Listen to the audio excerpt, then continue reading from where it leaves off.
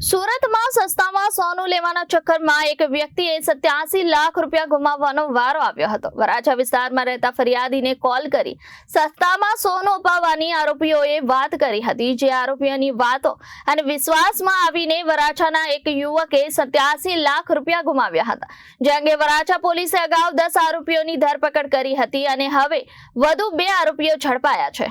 સુરતના વરાછા વિસ્તારમાં મોટા પાયે થયેલી છેતરપિંડીનો ભાંગફોડ થયો છે। સસ્તા સોનાની લાલચ આપીને વેપારી સાથે 87 લાખ રૂપિયાની છેતરપિંડી કરવામાં આવી હતી। આરોપીએ કસ્ટમમાંથી સોનું છોડાવી સસ્તામાં આપવાની લાલચ આપી હતી, જેના કારણે વેપારીએ વિશ્વાસમાં આવી પૈસા આપી દીધા હતા। વેપારીએ ડુપ્લિકેટ આંગણિયા પેઢી મારફતે રૂપિયા જમા કરાવ્યા હતા અને છેતરાવાની ખબર પડતા તેણે તરત જ વરાછા પોલીસ મથકે ફરિયાદ નોંધાવી હતી।